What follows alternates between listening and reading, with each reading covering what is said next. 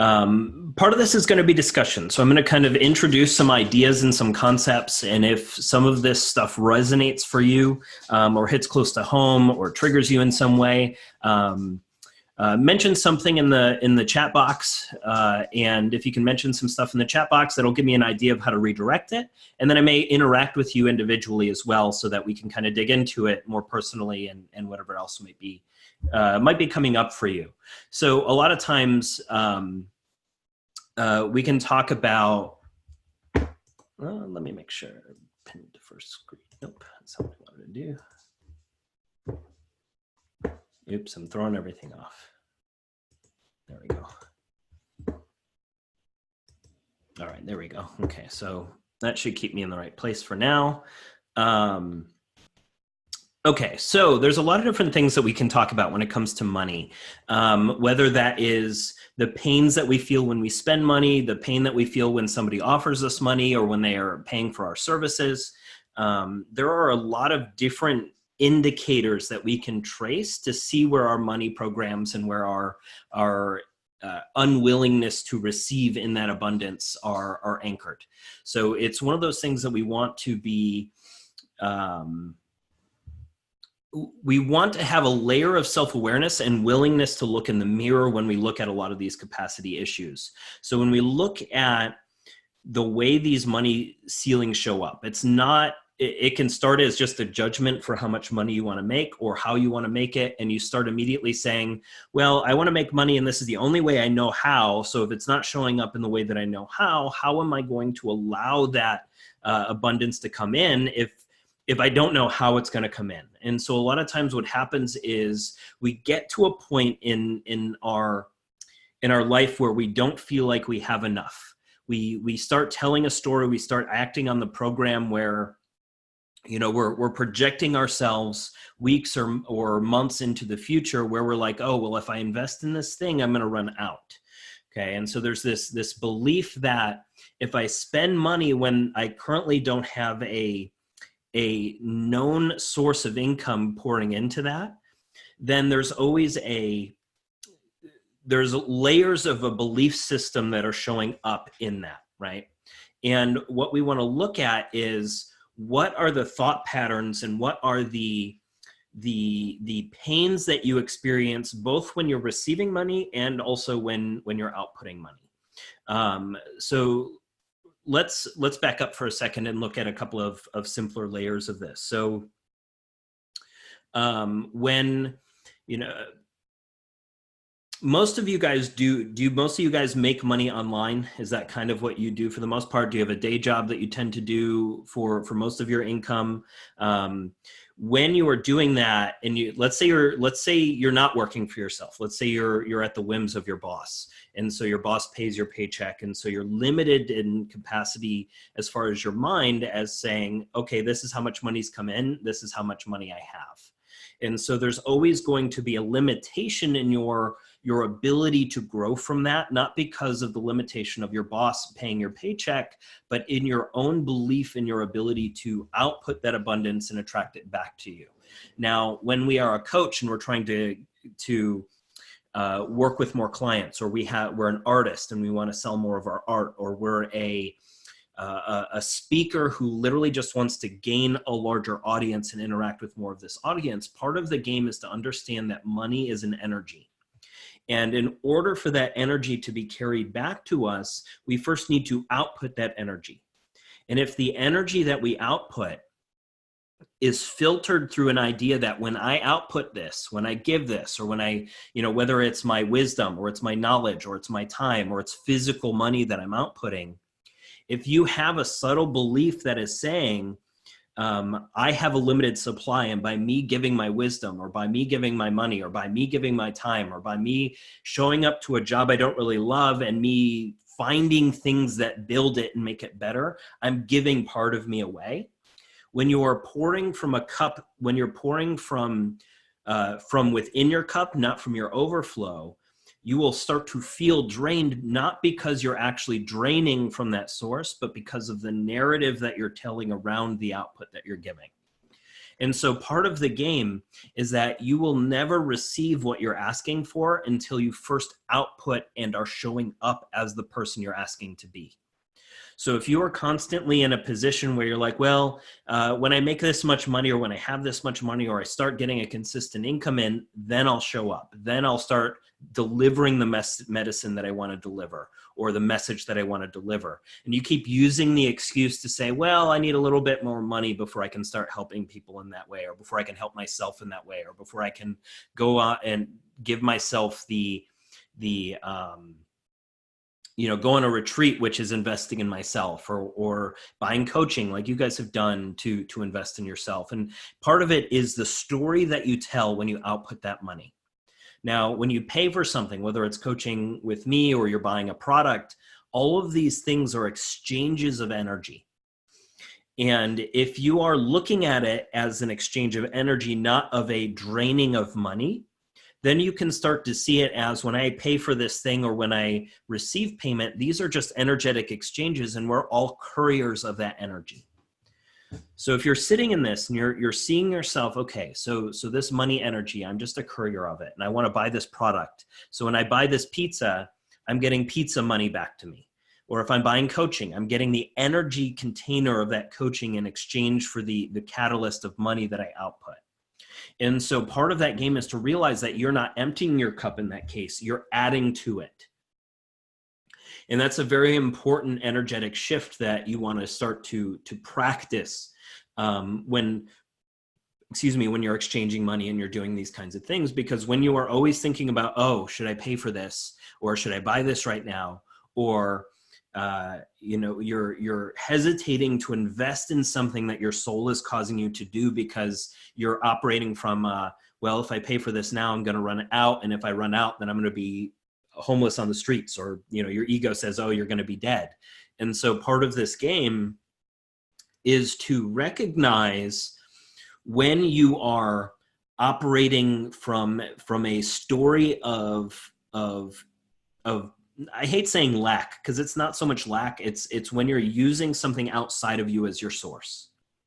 So if you look within and you start to really sit with the idea that, okay, a tree does not have to worry about whether it has enough leaves to collect sun. The beach doesn't need to worry about whether it has enough sand to become a beach. And so we are naturally abundant creatures. And what happens is, throughout our lives, we get programs that are installed that cause us to hesitate in our output in exchange of that energy, because we believe that by outputting it, we are, we've been so told that the bank account or our job or all these things are actually our source, that we actually close off to the opportunities of other things coming in. And this is super common. So I'll use my roommate as an example, because I think you guys will relate to some of these stories. So one of the things that she was having happen was she was projecting herself way into the future about a couple of things that she was going to have to pay for. And so she was hesitating to pay for certain things now, because she's like, well, what if I don't have enough money in a month from now or 2 months from now? And so you end up operating from this narrative that if I spend this money, I'm going to run out. And if you operate from that idea that if I'm spending this money and I'm going to run out, then there is immediately a response from the universe that says, you're right. And because the universe only says yes to you. And so if you have that subtle belief that is inhibiting your ability to show up in that capacity, you're effectively creating a scenario where you self-fulfill that prophecy, right? And so it's important to start to gain a sensitivity and recognize, oh, I'm telling that story, but that's just a story. And I'm the one who has to step back into my power so that I can actually embody whatever it is that I'm trying to do. So there's a couple of layers to this, okay? So my roommate had a belief that she would run out, that there was a limited supply, right? And so what we want to do when we have a belief that there's a limited supply, which I think a lot of us kind of struggle with, at least in a subtle way, when we're going to buy something, and it's revealing of our money capacity and how much money we're willing to exchange and output, and all of that kind of stuff, and how much energy we're willing to output. And what that belief is a trauma that was imprinted in early on in your life, whether that was, a thing that you had tried to do and failed at, or you had bought something and had a consequence of not having enough for something else that gets imprinted on you. And so what happens is that grows, and you end up operating from this misguided notion that you're going to die if you spend this money, right? So there's a piece of you, whether it's a macro belief or it's a subtle belief that you're experiencing, there's a piece of you that believes that when I spend this money, I'm going to be homeless on the streets and I'm going to be alone. And so part of this game is to recognize that that's a subtle story that you're telling, and then step into that role as the adult, right? Because this is a child consciousness experience that is saying, oh, you're going to be homeless, you're going to die, you're not going to have any food, you're going to be in trouble. And then you have to step back and say, well, has that ever been the truth?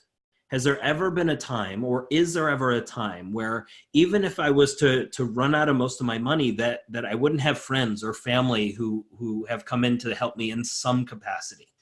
Right. And so a lot of us have had those opportunities where, we've started to waver, had a struggle in our life, and we had family or we had friends that, maybe the friend offered us a couch or the family offered us a little bit of cash to kind of help us float by.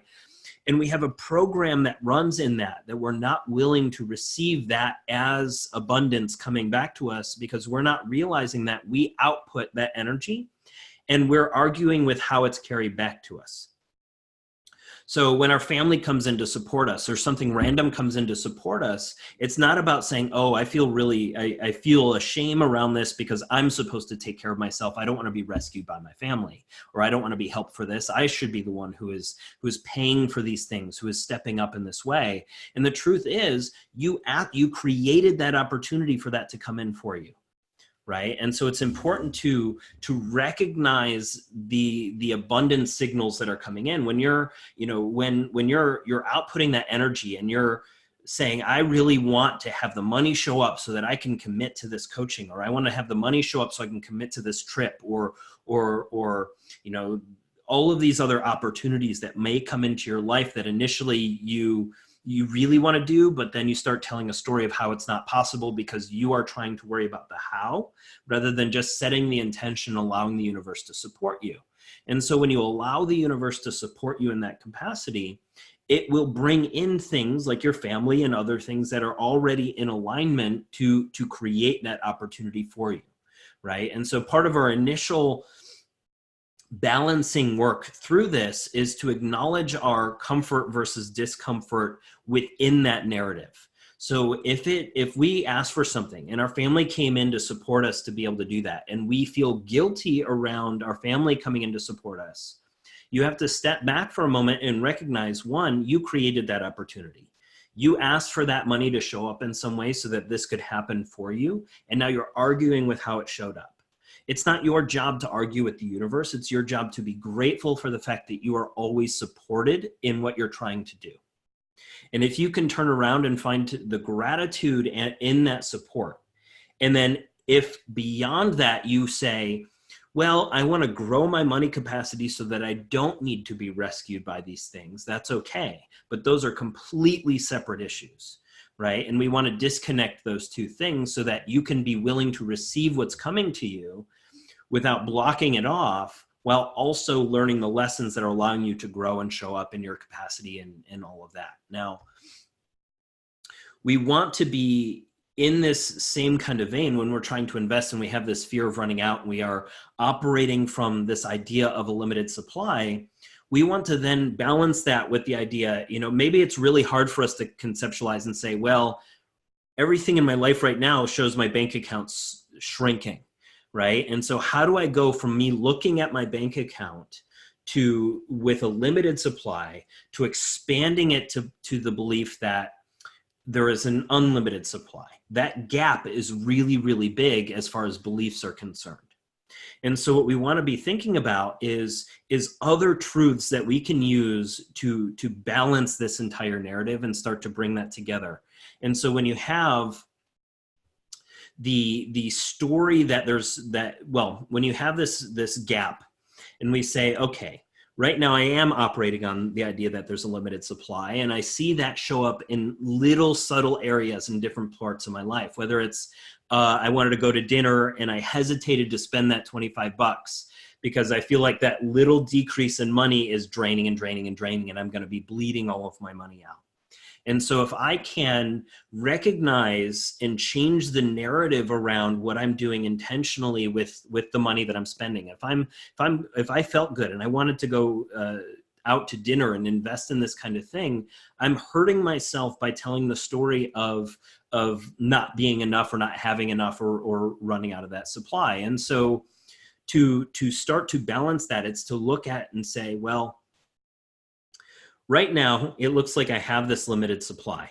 But if I reflect and I look at other people in the world, there are plenty of people who have such an enormous supply compared to where I am, whether they have $50,000 or they have $1 million or they have $1 billion. The gap between you and them is large enough that you can consider that an unlimited supply as far as you are concerned, right? And so if you can look at that and say, well, there are plenty of people who have 50 grand in the bank right now. There are plenty of people who have $1 million in the bank. There are plenty of people who have $1 billion in the bank. There is plenty of money out there, and there are plenty of people. And if you're always looking at your current audience and your current, the things that you can see right in front of you as your source for that coming in, then you're simultaneously blocking elements of energy that can be pouring into you from other areas. So two pieces here that we've kind of gone through. So we're looking at the limited supply, and we're also looking at a way to start to just acknowledge the fact that the supply you think you have can grow a little bit, even if you're not in the place where it's unlimited to you yet. And so starting to, Eric just left. Gotcha. He was waving. So part of what can happen is when you are looking at that interaction from that standpoint, how can you start to recognize the stories that come up when you go to spend money and you go to receive money?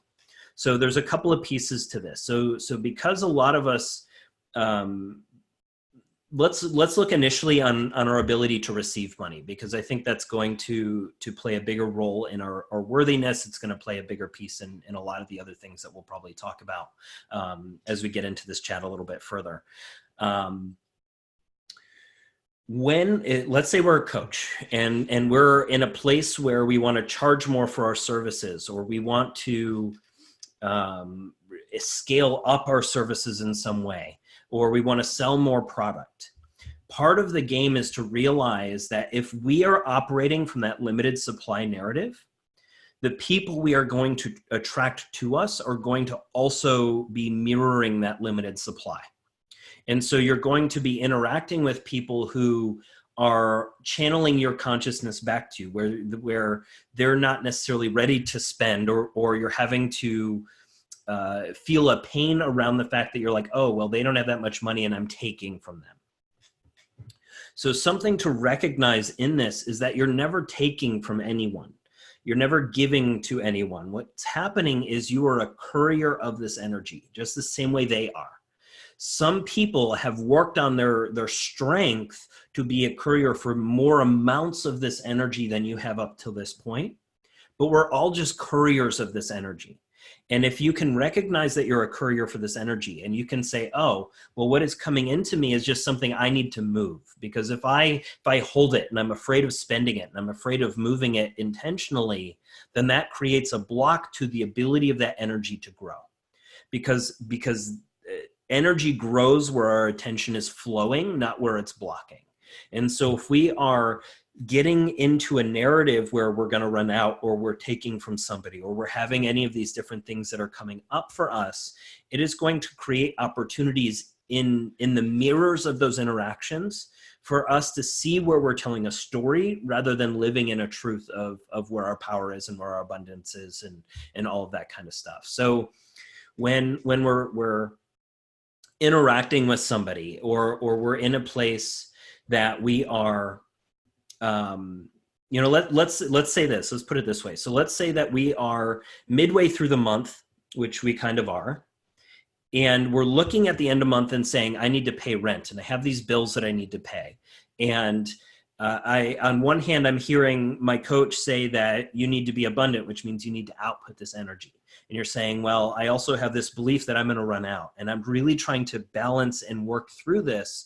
So how do I balance and work through the belief that, oh, well, if I'm spending this, I'm going to run out. And there's this subtle thing that is showing up and chirping in your ear. And you're like, well, I'm being proactive about this. I'm intentionally saying I'm outputting this because I am abundant. And I'm outputting this because I am trying to get this energy to be couriered through other people and other things around me to come back to me. And I'm working on my willingness to allow that to come back. And so what happens is, a lot of times, is we end up betraying ourselves within this same kind of story, because we're at this point where, let's keep it simple. We need $1,000 and we have $800 right now. And to our ego, when we look at that and we spend $50 here, it feels like we spent $1,000 and that we're going to be homeless for the end of the month. We are not processing the fact that there is plenty of time for solutions to come in when we are willing to receive those solutions to our problems, if we're not blocking those solutions by demanding them to show up in a certain way. And a lot of times we show up in a certain identity, and we're working through I was teaching movement for a really long time, or I was trying to get my hip mobility programs to sell for a really long time. And every time I was feeling like I was like short on cash or something was happening, what I kept doing was I'd make an ad, or I'd put this thing together and I'd scramble because I was afraid. I was operating from a limited supply. I was operating from the belief that things run out and that they drain. And so when this happens, there's this subtle fear that starts to run that causes me to make choices in the content that I output and the things that I start to pay for. And that fear and that haste actually is me using something outside of me as my source. So it's me using those ads. It's me using my posts to rescue me, thinking that me doing more and outputting more is the reason that I have not had that stuff returned to me or received by me in the way that I think that I'm asking for. And so when we are looking at the different layers of that and how that can kind of show up in our life, we have to sort of start to realize that, this is one of my favorite quotes, and this was posted earlier. Nothing just occurs. Everything must develop. And so when we look at that idea, even our capacity to handle more money needs to develop. Because if we made $1 million tomorrow, we wouldn't know what to do with it. We like the idea of it, but the truth is what we're asking for is a certain feeling. Maybe we're asking for consistency. Maybe we're asking for stability. Maybe we're asking to step into our own power. Maybe there's something we want to deliver to people, and we're using the excuse of a lack of money to stop us from delivering it. And so part of that game is to recognize, am I withholding something? Is there something in my medicine? Is there something that I'm choosing to say no to because I'm currently operating in this idea that I'm going to run out? So, let's go back to that story. I have $800 and I need $1,000 and I'm afraid of spending it. Well, I've got these clients who are coming in and they're asking me for free information and they're taking up a lot of my time. And so I have two options with how I can interact with that energetically and just as an interaction. I can look at it and say, well, these people are just trying to get stuff for free and I need to tell them no, because if I keep giving free stuff away, I'm not going to receive what I'm asking for. I'm not going to get paid because I'm saying yes to free stuff. And the universe is like, oh, you just want free stuff, here you go. Or you can recognize that you have a belief that's running that's being channeled through that person back to you. And so if you are sitting here and you are saying, well, I should say no to this person because I'm trying to get people to pay for it and I know how important it is to pay for it. The other layer of that is to recognize that you are also operating from a belief that if you output this wisdom to this person, that you are draining your supply of wisdom that you can give to them. And that supply, that life energy, that wisdom is money energy. Okay. And it's important to start to recognize where you start to withhold that, where, even in your relationships, where you think withholding love or withholding the affection or all of these kinds of things gets you to earn what you're asking for. And that's simply not the case. The more that you are willing to say, the more ideas I output and that people take, the more ideas I get to output. The more money and the more wisdom and the more things that I output as value, the more opportunities I get to not only output that value, but to have that value carried back to me. And so if you are sitting here in an old identity where you're not sure what you need to do next, or you're not sure how to take what you're currently doing to scale that up to make more money, it's not about the money itself. It's not even about necessarily the interactions that you're having. It's about the identity. And so the identity within what you're doing as a coach and as a person and your self-worth within that is what is going to allow you to increase the size of the balloon. Because if your identity is still operating in an old identity, but you're faking it, trying to be in this big identity because you're like, well, I want this money to come in or this validation to come in and give me permission to show up. And if you're always waiting for that permission, if you're always waiting for that validation, it can never show up and support you financially.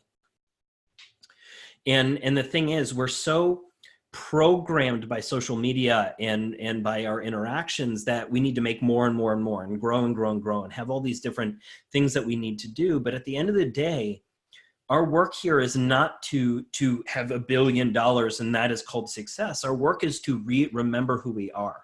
Our work is to show up in that in its greatest capacity. And through being that, we will be supported with enough to fill whatever that capacity is. Now, if you are operating from this smaller capacity, this compressed balloon, then there's no reason for you to get more than what that is. And so part of this game is to start to recognize where you are playing smaller than you actually are asking for. And that's also why the universe is matching you at that same playing field.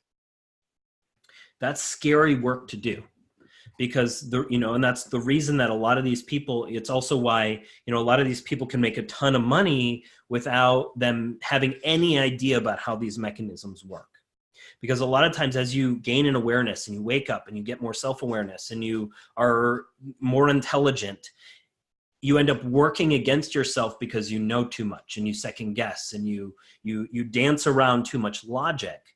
And part of the game is not to dance around logic, but to gain sensitivity to what the energies are that you feel when you tell certain stories around these financial interactions.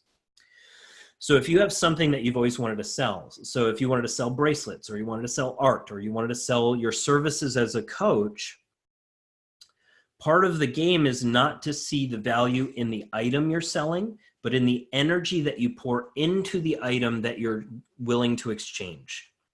And so if you are a coach who wants to connect with a new type of client, but you're still holding an identity in your old type of client, then the universe is going to be receiving mixed signals that are going to cause a combination of things to show up that are not clear because you're not clear in your intention. And so part of the game is not to say you need to focus on this one thing and get there. It's to say, be clear in your intention on why are you spreading out to so many things? Why are you trying to do so many things before you've gotten one that is moving forward? And one of the things that I'll tell a lot of people is, for me, I don't try to get one thing to make me all my money. It's not just my coaching. It's not just my online programs. It's not just my local coaching or my online work. It's not just my workshops. It's other physical products. It's other ways of acting. And I'm not married to any one way of allowing that to turn over. I want to see how many things can I create that will make me $1 and allow those to keep turning over in a certain way so that I can allow that to keep coming in. Because a lot of times what happens is if you get a windfall and you get a ton of money up front, because your capacity hasn't grown to match that money, you'll burn right through it because you still have a belief that it runs out and it'll cause that money just to disappear because of those underlying beliefs. So what you want to be working on is growing slowly. You don't want to explode overnight. You think you do, but really you don't. You want to have these things scale up so that your capacity to handle those accolades, to handle the interactions, to handle the amount of energetic exchange that you're asking to actually handle, you have been able to grow into that. And so stepping back and pacing yourself and saying, well, you know what? It's not actually the money that I'm asking for. It's the feeling that I believe the money will bring. And what is that feeling that I'm actually asking for? Am I asking for stability? Am I asking for consistency? Am I asking for freedom? Am I asking to, is there just an adventure that I'm wanting to go on? And so, you know, maybe you're wanting to go on an adventure and you're saying, oh, well, I need all this money before I can do that. Part of the game here is to recognize you're not asking for money, you're asking for the adventure. You're not asking for money, you're asking to go to Peru. You're not, and so recognizing what you're actually asking for by saying, I want all this money, and then intentionally asking for that and allowing the universe to create the opportunities for that to show up for you. And so what that means is, if you're wanting some of that freedom or you're wanting to go on the trip, you have to be willing, one, to invest in yourself and understanding that that investment in yourself is a way for you to grow in your money capacity. So you have to intentionally and thoughtfully, when you spend that money and when you exchange that money, you realize I am growing from this exchange. I am creating a movement forward of energy that allows that to create an expansion within me that I can interact with. When you're looking at the things that you want to do, maybe you want to, you know, maybe you want to get more biohacking tools, or maybe you want to have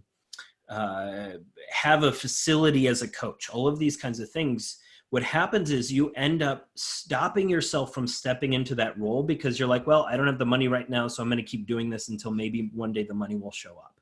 And this is not about necessarily pounding the street until that stuff shows up. It's about you realizing this is what I asked for. I'm willing for that to show up in any capacity that it does. Who do I want to be in the shoes that that facility will allow me to be? So if I'm biohacking, or if I'm opening a facility, or if I want to be a coach, or if I want to have $1 million, who do I believe that money or that interaction will allow me to be? What is my personality? How do I interact with people? What do I say yes to? What do I say no to? What am I willing to accept into my life, and what boundaries would I establish around that identity? And can I practice showing up as that person now? Because it's really not the money that allows that identity to be created. It's you proactively putting that hat on or that mask on so that you can practice showing up in that capacity. And then the universe will support you in that identity. The universe will never support you in an identity that you are not living in yet. So if you have illnesses that keep coming up and you keep going right back into new illnesses, it's because there's an identity that's being held onto by the experience of, there's illnesses that you're keeping an identity in. And can you let go of that identity and say, I'm not waiting to be healed to show up, but who do I actually want to be? And can I practice being that proactively and tell the story of that so that I can continue to evolve that and show up in a greater capacity that way? Now, when we look at certain elements of our ability to receive that abundance and to interact with that abundance and to allow that money to come in, we want to look at our worthiness and our willingness to receive. Because it's really challenging, I think, for a lot of us, especially if we're a coach or we're programmed as we tend to embody our masculine a lot. And so we're always going into rescue. We're always going into to help others first. We're always going into to say, oh, this feels good for me to be helping these other people. I don't need anything, right? And so part of this indicator is to demonstrate for us where we're actually not willing to receive. And if we're not willing to receive in these interactions, we're not going to be able to receive in our abundance. We're not going to be able to receive in the other layers of this story that we're trying to balance out in this case. And that could be, you know, with our intimate partners, that can be in life, that could be your family showing up and saying, here's $100. That could be your friend showing up and saying, hey, can I buy you dinner? When those things show up, one, we want to recognize this is the universe saying, hey, I heard that you're asking for abundance. Can I deliver it to you this way? And if you immediately say, oh, I feel guilty taking that, let me pay for it, you immediately told the universe you're not willing to receive. And if you operate that way, that is going to scale up into all the other layers of your life. And so it shows up very subtly quite often when you're given that opportunity for you to surrender, for you to be willing to have that come in, and also recognizing the pain you feel around that. So if you are somebody who does always give, and you have a really hard time for you to receive compliments or receive money coming in, whether it's from your clients or for a purchase or for, you know, you having, you know, maybe you upped your price in what you were doing, and you're afraid to actually ask for that price from somebody who used to pay an older price. And so all of these things are you imprinting a narrative on the other person and taking their power away from their ability to share in that delivery of that abundance. And if you come in and say, well, you know, if somebody comes up and they really want to do this thing and they're struggling financially to put it together, and you say, well, I don't want you to do this if this is going to put too much of a financial burden on you, you immediately took their power away, and you prevented them from actually exchanging that energy to allow their balloon to grow in that capacity. So we don't want to solve everyone else's, we don't want to live and hold the burden of everyone else's financial issues. We don't want to live the burden of their financial stories, because that's all it is. It's a story, and we can choose to adopt that story, or we can choose to live through our own narrative with an understanding that, oh, this is abundance coming to me, whether it's $5 or $100 or whatever that's coming in. This is a money energy that is a gift. Now it's my work to continue to channel that through and carry that wherever I'm supposed to carry that, not block it off when that opportunity arises. And these are the subtle areas that we want to pay attention to. It's not this really big, you know, macro lesson that is going to create this immediate shift. It's about recognizing all of those little details where we hesitate to pay for something, or we hesitate to receive some kind of money, or when we do receive a certain kind of money, we tell a certain type of story around it. So what kind of stuff for you guys? What is this bringing up for you? What are you guys thinking? I will maybe raise your hand if you have something to say, and then I'll unmute you and we can chat for a second and dig into it a little bit more specifically. Anybody, if you want to volunteer, you can chat, type it in the chat box, and I can do that as well. Or if I'm covering it fine, I'll just keep digging into it a little bit also. We also want to look at the areas where we are, let's say, avoiding, creating an avoidance around money. So when we have obligations we need to pay for, or we are presented with an information. Let's say we're presented with a list of things, and we say, this list is a list of of indicators of a money capacity issue. And you look at this list of 10 things and you're like, well, I don't relate to anything on that list. I must not have a money capacity issue. And so what happens a lot of times when we do that, that's actually indicating that, one, there are more money capacity issues than you have. Whether you're a billionaire or you have 10 grand in your account or you have $100 in your account, all of these are money capacity issues, and we all hit a ceiling at each stage of that game, designed to allow us to expand our capacity and gain more self-awareness around how we're interacting with that energy. And so part of that game is to recognize, oh, well, I don't have any of those things. This must not pertain to me. Or say, well, why did I react immediately to say this doesn't pertain to me? There must be something in here that I am hiding from or that I'm avoiding. How can I look at and see, what am I avoiding? How can I, and I'll unmute you in a second, Gavin, if you're raising your hand. How can I look at what I'm avoiding and start to say, you know what? Am I avoiding something in this and I'm just not willing to admit it to myself?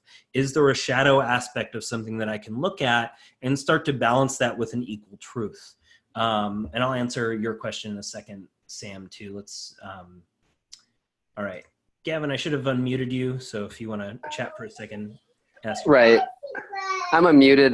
That previous comment about avoiding brought up stories of things that I think I've overcome financially, especially stories of observing my mother growing up and just remembering how big of an issue all money was, how big of an issue even buying the smallest thing was, and how these subtle comments that would always exist in the narrative of my childhood of just like, oh, well, I guess we're not going to be able to afford this, or I can't buy you this because of this. The moment I think I've overcome that and have grown out of it, I fall into problems of the moment something approaches me financially, I watch myself slip and fall into it and just look in. I guess what I'm trying to bring into fruition is that full narrative that exists in the back of the head. We find that we overcome it, but it shows up. It still shows up the moment a unexpected turn hits, and that I feel as if like it's a parental trauma. But how do you? It is. I guess So Samantha asked. I'm sorry. Samantha asked, where does the discernment come from? Even when we feel like we overcome it, it still finds a way to surface up and reveal itself. That's what it brings up for me. So one of the things I'd like to remind a lot of folks is that everything's a spiral. So even if you clear it once, you're going to pass it at deeper and deeper layers. And so part of where discernment comes from is one, recognizing, oh, wait, I already dealt with this. Why am I dealing with this again? And to keep balancing that narrative that's showing up. All of our money wounds come from our mother. And so when we look at the narratives that our mother tells around money, those are things that get imprinted on us in certain ways. And it's our work then ongoing to balance those narratives with an equal truth. And so when you look at our ability to discern, and we're looking at our ability to balance the story that money was a big deal. Right. So and on some level, money is a big deal to everybody because it's very strongly tied to our life force energy. And so if we lose a lot of money or it's taken from us, there's a drop in our life force. If we gain a lot of money, there's a gain in our life force. And so part of this interaction is a recognizing of the narrative we tell around money. If we are receiving $1 and if we feel a pain when we spend money because we've made it out to be this really big deal, then it's pointing us to an area within ourselves that we're telling a story of, well, it's pointing us to a story somewhere. And if we can start to trace what that story is, what does it mean when this money comes into you? What is the emotion that you feel? What is the initial impulse reaction that you have? And what does it feel like when you start to output that money? Now, you might get to a point where you're proactively trying to change these programs and you're saying, okay, well, I'm going to proactively say I'm buying this pizza and this is pizza money coming back to me. And I'm trying to create more intentionality with the exchanges of this energy that's couriered. Well, what initially happens is you first start telling the old story and then you're like, oh, wait, no, let me tell the new one. And so it's a practice of getting good at being consistent at telling that new story and exploring what that new story is. And that's not an easy thing to do. So, you were saying that you thought you had balanced a lot of this stuff, and then suddenly you get another opportunity to see it at a deeper level. And I can absolutely relate to a lot of that because a lot of this comes in waves when you're first learning a lot of how this process can work. So gaining sensitivity to the narrative, essentially. That's really the case with literally everything that we'll ever talk about. But part of that is so what kind of words did your mom use around money? Worry would be my best case. It was almost as if there were implemented narratives or stories that would put the worry in me that would make me not want to spend the money anymore. What was she worried about? Not having enough for the near future for things. Even now, living on her own with no job and everything, it still exists. But most words would revolve around things as if she would narrate or tell a story of a scenario we could possibly fall in if we weren't wise with our money. Okay, so let me talk to that first before you go too far. Yeah. Too far down that. all of these stories that she tells and the worry that she has around money, this is exactly what I was talking about at the beginning. We have a belief that there's a limited supply, right? And so when we have that belief that there's a limited supply, we are presented with opportunities to create that type of worry, right? And so she believes there's a limited supply, so she believes that if we spend this money or we do this thing, that we're going to end up homeless, or we're going to end up in this dire situation that she's afraid of ending up in. And she believes that by withholding that energy, it will keep you safe, right? This is a very egoic type of way of interacting with these energies. It's to say, my goal is to keep you safe. My goal is to be safe, so I'm going to withhold. And when we start withholding, we block off that flow and we create the scenarios, or at least the energies within us, that we are actually worried about. She's so worried about running out of money that she's experiencing the stress and the worry already before even being in that, right? Instead of actually looking at where she is. She's like, you know, you have $800 and you need to make $1,000 this month and you have 2 weeks to do it. She's already living at the end of the 2 weeks instead of being where she is now, saying, I have 2 weeks. I can absolutely come up with a solution to whatever this is. Or I can present it, right? Her worry with money is what separates our relationship. It's where I see the narcissistic stories, the sides, the facades that allow me to show me, like, you have to go on your own path. Like, this is not your story. This is not your narrative. Step away from this. It's what, like, the worry of money is what separates my relationship with pretty much my family, is because how much they worry about money.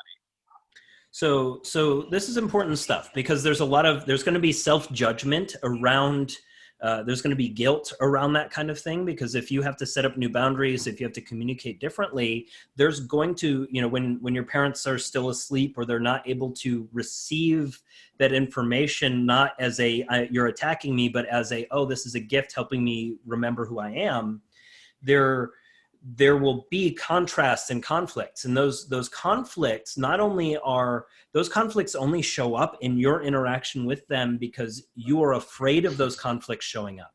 And so if you are afraid of interacting about money because you think they're going to have that old narrative, you're filtering yourself to show up in a way that you hope they will feel better in looking at you when you show up that way.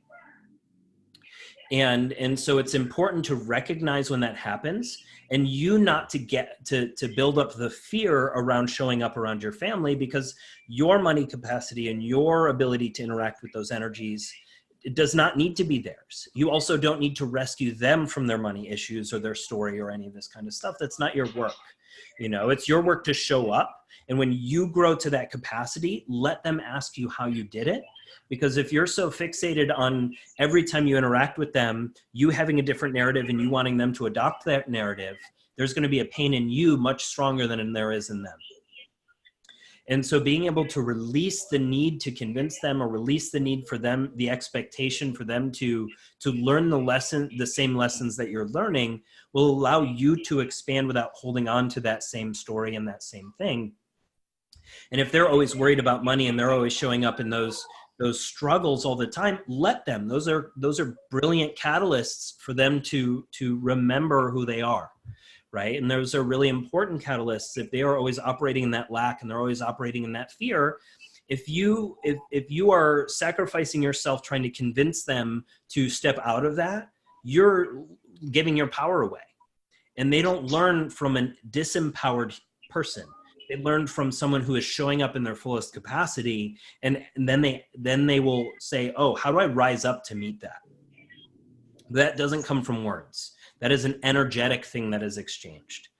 And so those are really good things to recognize, because when we're interacting with our family and those money issues come up, and you are even having maybe you go with your parents and your parents always paid for something and you have that expectation. Part of the game is to recognize these are all humans who all have the same or similar soul imprints and lessons that we're all trying to learn. There's no rules here. There's just me showing up in my fullest capacity and interacting in the way that my soul is asking me to interact, because then I'm providing complete information to those around me. And when the people around me have complete information, they know how to interact with me. They know where the doorway is. They know what we can talk about and where those boundaries are. And if I'm not showing up in my full capacity, they don't have the information to do that. And I wanted to answer, Sam's questions here, because these are pretty good. So she said, I meant examples. Somebody wants information and it doesn't feel good to give it to them. Could also fall into accepting money clients that I don't want to work with. Is that rejecting receiving? So that's a really good question, because it is difficult to discern. So part of the game is to step away from the idea of, should I say yes to this, or should I say no to this? Because if it is showing up, it is something you created for yourself, either to learn from or to expand into in some way. So part of that is to recognize, what is it I want to be? And by saying yes to this, am I aligning with that? Or am I moving out of alignment with that? And that should be the first kind of layer of what I'm asking for. So Sam is working on being a social anxiety transformation coach. And so part of that game, and especially just because of some of the interactions, and I hope you don't mind me sharing a couple of these things, is to say that if she is wanting to step it forward as this transformation coach, but she's still saying yes to her old medicine, it's not to say you can't say yes to the old medicine. It's to say that, do you really want to be this new identity, or are you still afraid to be this new identity, so you're holding on to what has always saved you and supported you before?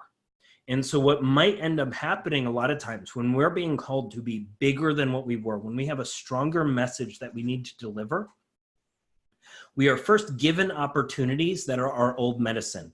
People will show up right and left saying, oh, I want to give you this money. And it's a little bit less than what we're asking for, but it gives us a little bit of that good feeling to say, well, if I took this, I would at least feel better about this month. And when that happens, it's not that it's going to sabotage you by saying yes, but it's going to teach you very distinct lessons about why you shouldn't have. And that's okay. These are all really beneficial things to go through. And if you have the trade-off of, well, I felt good this month and next month because that money came in, and now I'm learning this lesson, I can appreciate the lesson through this and not need to battle that. At the same time, always recentering on who you're wanting to show up as today. And so, today you might want to be that coach, and tomorrow you might want to go back to mobility and movement and whatever else. But today, you want to kind of work on, who do you want to show up today, and be willing to say no to the things that are coming from the universe that are saying, hey, are you sure you want to be that? Because that's what the universe does. As you start to clear these old wounds, as you start to practice showing up differently, the universe comes in and gives you an opportunity to say, are you sure? Are you sure you want to let go of this? Are you sure you want to show up in this new way?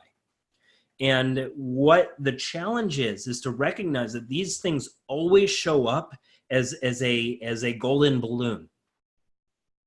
So they show up as this thing that seems really appetizing, that feels like it's going to rescue us temporarily from the experiences that we're currently having.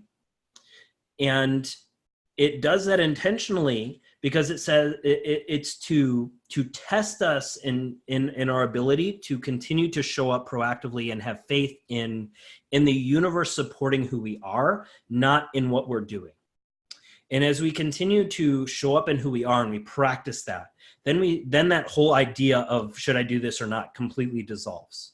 And how the money will come in and support and all that stuff happens. But initially, during that transition period, because it is a transition period, and I've said this a lot of times, even just the quote I said earlier, we might expand in our awareness. We might know what we want to be, but just because we know that doesn't mean that we're going to be perfect at it from day one. We have to practice it. We have to embody it. We have to mourn the death of the old. And that process of those energies flowing through us are going to create opportunities in our life for those energies to be also carried back to us. And we have to recognize that what's coming is going, what's coming up is going. And so if we can let those old things come up, we can let them come back to us. We can look at them and say, nope, that's not it. We can continue to proactively ask for the things that we're actually asking to step into. Then the universe will come in and support you. But it's always, the universe is designed to always keep you at the precipice of doubt. It wants, especially when you're doing this soul work. So as you start to do this spiritual work and you start to dig into your self-awareness and you start to ask yourself these tough questions and you start to try to balance a lot of these narratives, it is really important to recognize that the universe is going to teach us how to be faithful. It's going to teach us how to trust. And every time we don't trust it, or every time we say, I am doing this thing, or I am comfortable in this way when I do this, but there's also this underlying doubt that shows up. And so Sam, I had recognized when you had posted on the Facebook group the other day, when you were talking about going to, I think it was dinner, and spending money on dinner and actually feeling good doing that. There's a couple of layers of things that I kind of sensed in this, right? And so part of it was, you were proactively working on your narrative around that energetic exchange, saying that me outputting this money is me moving the money energy around and receiving it back in the form of this food. So you're consciously trying to embody this process, while at the same time there is an underlying belief system that says, I'm not really sure if this is true yet, but I really would love to believe it. And this happens to everybody when we're in those positions where we have that 800, we need to make 1,000, and the universe is saying you need to trust and you need to have faith and you need to do these things. You trust and you step up and you do these things, and then there's still that underlying energy of doubt, because the universe does that. It puts you right up to that precipice of doubt, and it says you need to jump if you want to meet me halfway.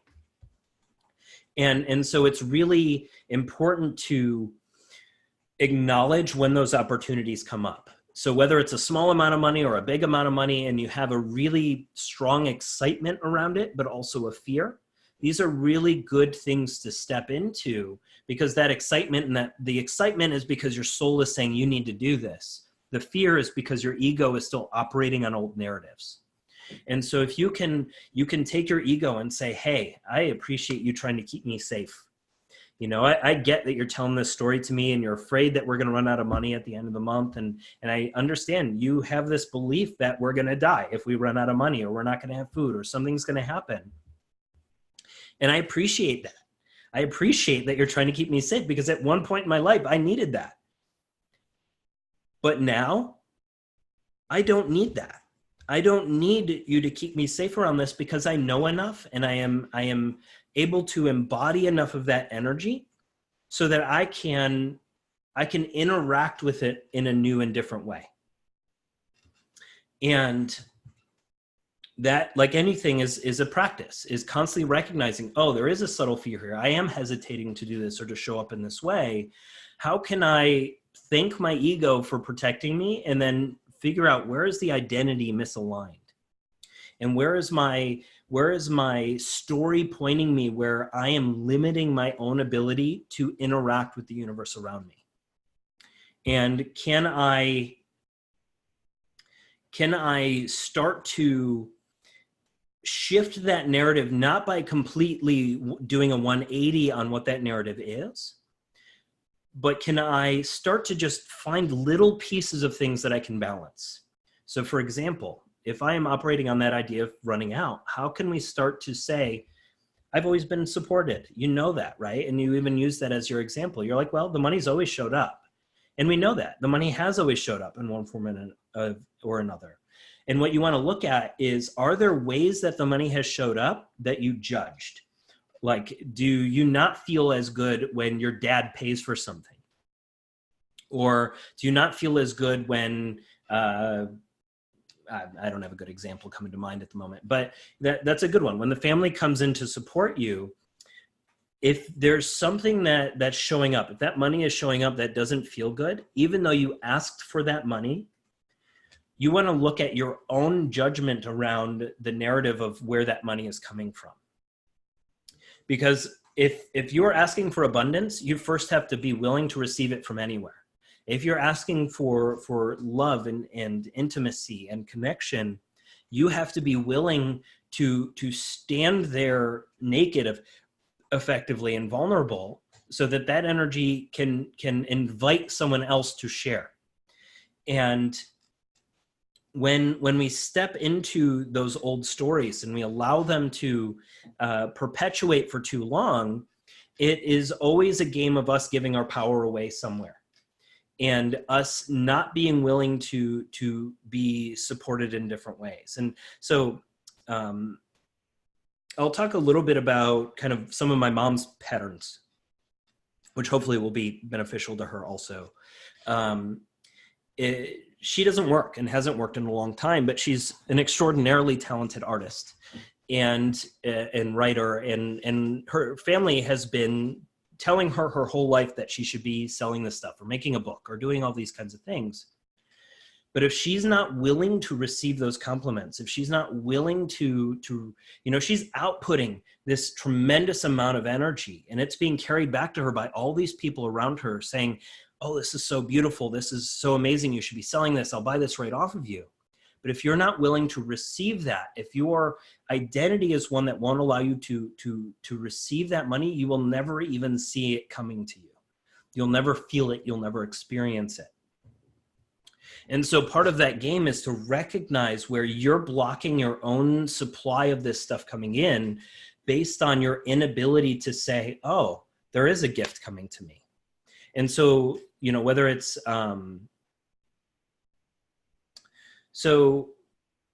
let's talk about some of these the old habits and thought patterns. And we're always going to be breaking those up, because part of the game is recognizing where all those thought patterns, you can't know there's a pattern showing up until you experience it again. And so that there's an idea of patterns that we can start to dig into. You recognize that there's that there's narratives, and you're hearing this on this chat, but the reality is you're not going to know exactly what those stories are, exactly what those patterns are, until you're confronted with an opportunity to look at them. And what that means is when a client comes in and says this, or when an opportunity to sell something comes up, or an opportunity to buy something comes up, each of those moments is a very distinct opportunity for you to look in the mirror and look at your shadow of where you are either afraid of what your value is, or unwilling to receive what that value is because you're not willing to stand in it and ask for it. So for example, let's say that you're a coach and you're going from, maybe you've charged $100 a session for a really long time, and suddenly you want to charge $1,000 a session. So you're upping your value tremendously. And so somebody comes in and they ask, and you're afraid to go from you've been comfortable selling it for $100, but $1,000 is painful to you to ask for, because you doubt your own value in what you're exchanging. And so that initial block there is also inhibiting your ability to interact with this greater amount of energy. Because at the same time, your $1,000 price point is a price point that will allow a greater container and greater energetic exchange to occur. And that alone creates a tremendous catalyst that can't be created from that $100 price point. And so part of that game is to step into your own value, not out of fear and not about trying to rescue you financially, but to say, this is who I want to be, and this is what I believe this money will support me in being. Let me see what Gavin wrote here. Could that sort of discernment of opportunity show up in the narrative of your observed judgment? I think of how I judge my parents and friends, and feels like a way to duck my own narratives, but paradoxically helpful view how I judge others' patterns. Now, when we look at other people's patterns, it is still going to be filtered through our personal lens of perception, especially when we're in it. And if you are always looking at your parents' narratives, or you're always looking at these things and you're rejecting them, the reason that your parents are showing up and they're interacting financially in this way is because there are crumbs or remnants of those patterns that are still operating somewhere. And if you immediately say, oh, I don't think that way anymore, you're not acknowledging the shadow opportunity for you to look in that mirror, to really dig into what those patterns are trying to reveal within you. Because that's always what it's about. It's never about them and their patterns. You know, if my mom calls and she's talking about certain money things, it's always revealing to something within me somewhere that I'm either judging, or that I still have a belief somewhere, or that I'm currently operating on that pain. And can I step back and have a compassion for that same narrative, a compassion for the process that they're going through, so that when I look at them operating in that old narrative, I don't have to rescue them from it. I can show up in my narrative and allow them to adjust course if they so desire, and if they want to shift that. Now, if they don't want to shift it because they're still operating on that, they're playing smaller, they're afraid of showing up that way, part of the game is to acknowledge it's okay to be afraid. We all have those fears. It's okay to have family that's still operating in fear.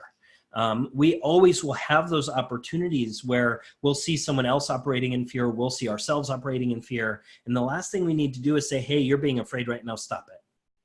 Because one, they're never going to be able to do that. And two, that's just going to actually create a discord between the two of you, which is important.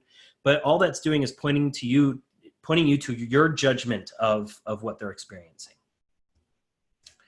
So part of the game there is for you to speak your language and allow them to speak theirs.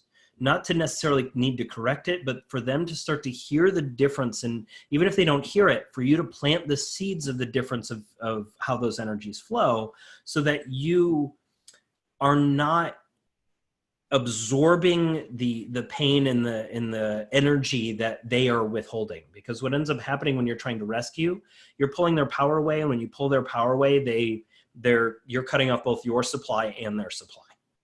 And so we want to create an opportunity not to tell them what to do, but to show up and point arrows so that they ask, hey, how'd you get there? How'd you do that? But the first stages, because even if I start to teach all the stuff that I'm going to teach with Amazon and how I do the product stuff that I do, because all of it it's so stupid easy that once you see how to do it, you'll be like, why was I not doing this years ago?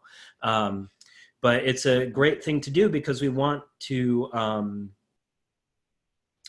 always be balancing these things and giving ourselves flexibility to shift. And if we're always operating on that fear of not being enough, then those opportunities for shifting are going to simultaneously be opportunities that are going to create a block that we need to process and balance. Right. So offering help that isn't asked for is a really good thing to look at, because a lot of us, especially, healers in general, but especially men, tend to be people who come in to rescue. They want to be the knight in shining armor. They want to support. They want to operate these self-sacrifice programs. And so when we see somebody who's hurting and we have a wisdom that can bring them out of it, the ego's belief is that by us bringing them out of it, we are doing them a positive service. But the reality is the contrast that they're experiencing and the story that they're stuck in is a gift that was created by them for their growth. So imagine this. You've been working around whittling down this statue, and you've been working on it your whole life. And then right towards the end of it, someone comes in and finishes it for you. Does that make you feel good? Does that make you feel empowered? Or does that feel like somebody ended your project before you were able to feel the feeling of completion?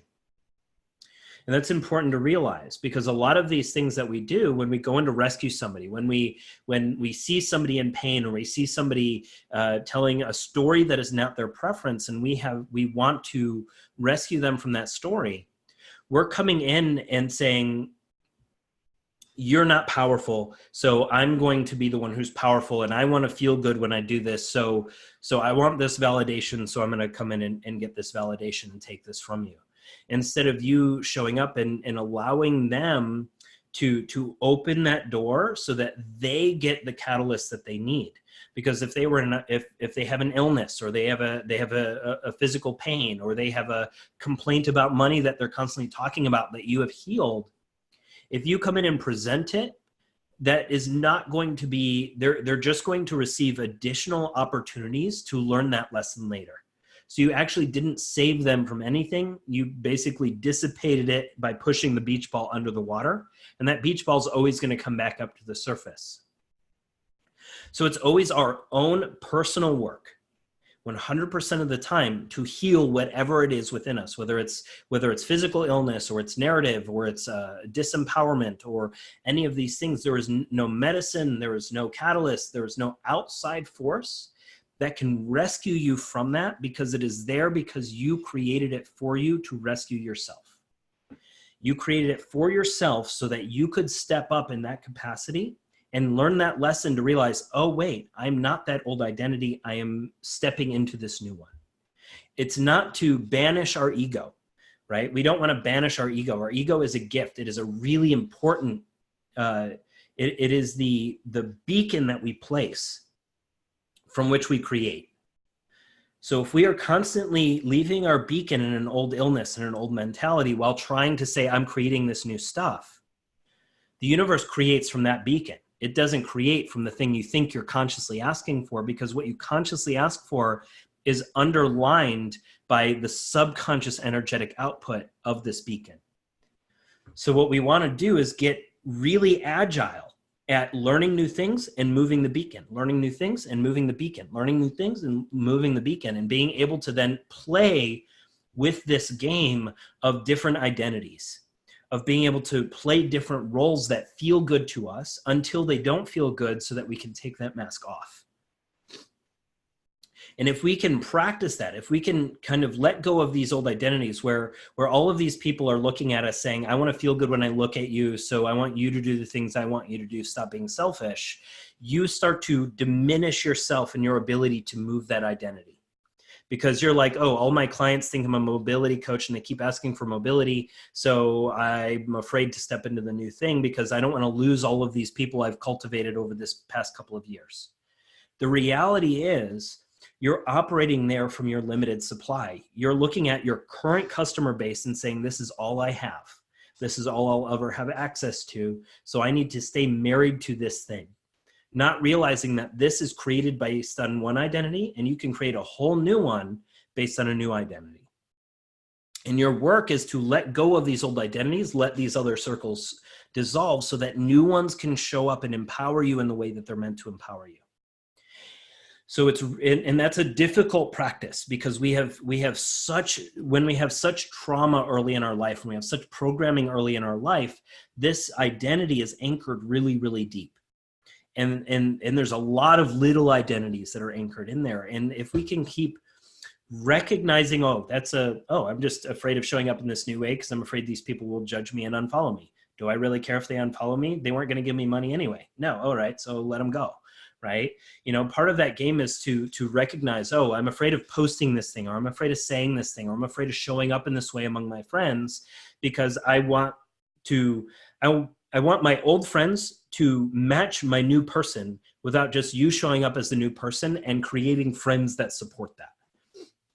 Because when we're constantly trying to filter ourselves to show up with that old circle and that old energy, then the universe supports us in the old energy while we feel the pain of that. Because our ego is looking at the old energy, and our soul is like, it's time for you to be visionary. Stop playing small.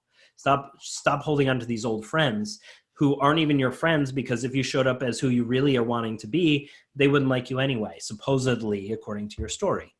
And can you do that with your clients? Can you do that with all of these different areas of your life where you can start to say, oh, I'm afraid of talking this way. I'm afraid of saying no to this person because they're an old friend, or they're an old client, or they're an old something, where I am holding on to that old identity, even if it's just a crumb of it. And that is preventing me from moving forward and being more powerful in the thing that I'm actually trying to do by saying no to that old thing. And I think the vision, just all the astrology and things that are happening right now, between the eclipse that happened a couple of days ago, by the the conjunction between Saturn and Pluto that happens in really rare cycles. A lot of these things are causing a lot of these patterns to come to the surface and these opportunities to come to the surface.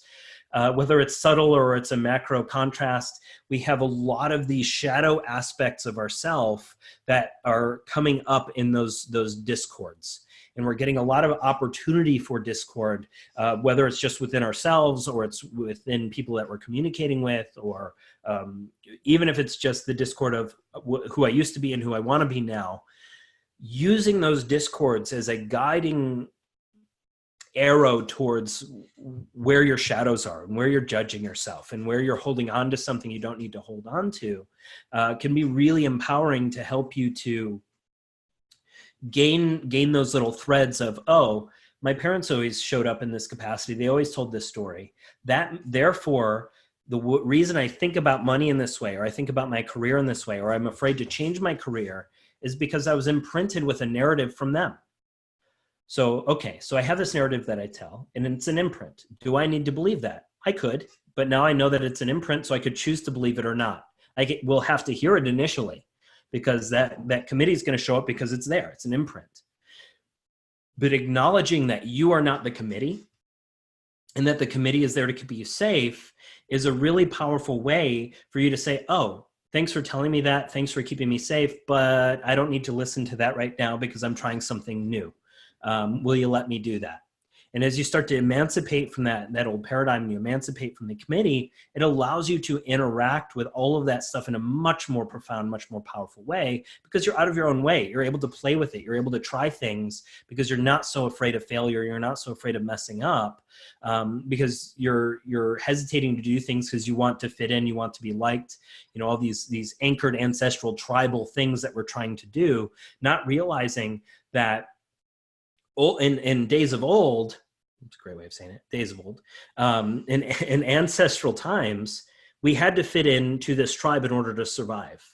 Now, our tribe is not created by us sabotaging ourselves to fit in.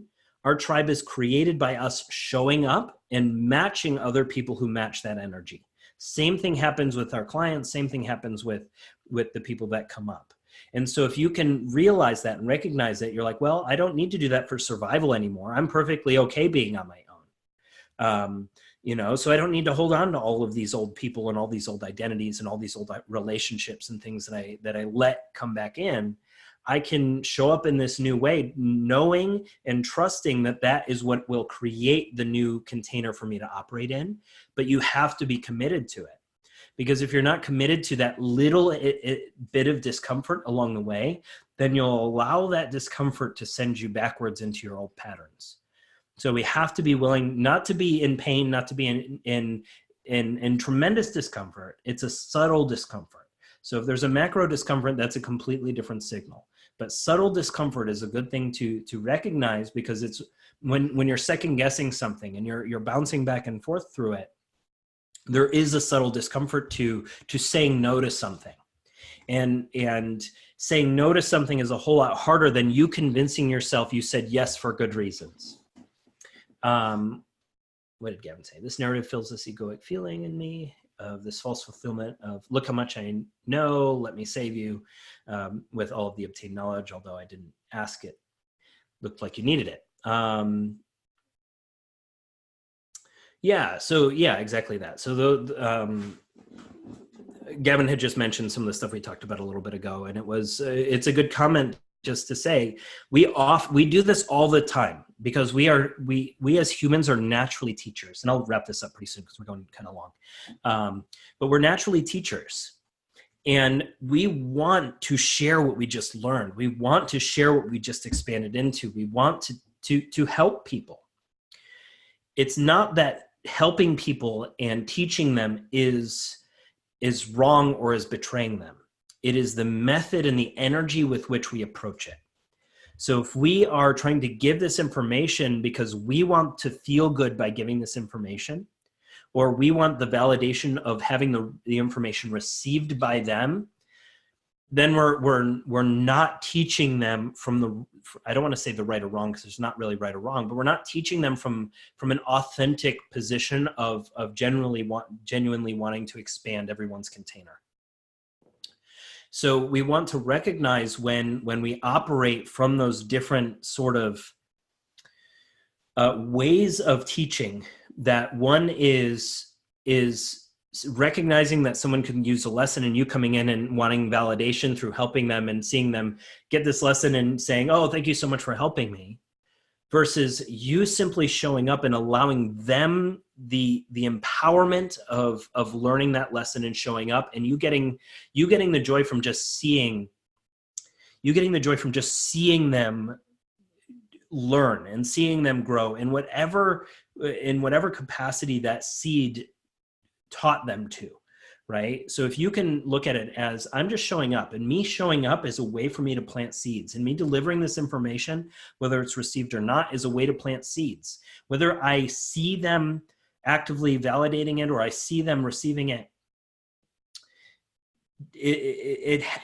eventually you want that to be irrelevant. You just have to really deeply trust that what I said was correct and what I said was powerful. Because if that person came to me and they asked me they started talking, they wanted this advice and they were asking me, and then they get really upset that I gave them the advice in the way that I did. If their language worked, they would not have come to me for that advice. They would not have come to me for that mirror. And so part of that is to trust that whatever is coming out of you is exactly what needed to come out, so that you are able to be authentic and you are able to trust fully what you said. Because the last thing that you want to do is to reflect on your session and say, oh, I wish I said more about this, or I wish I did more about this. Because that's immediately saying I'm not enough. That's immediately giving your power away. Not fully trusting that you are just a channel of their consciousness back to them, and you are giving them the wisdom that they needed at their current level of consciousness, even if they weren't able to yet receive it.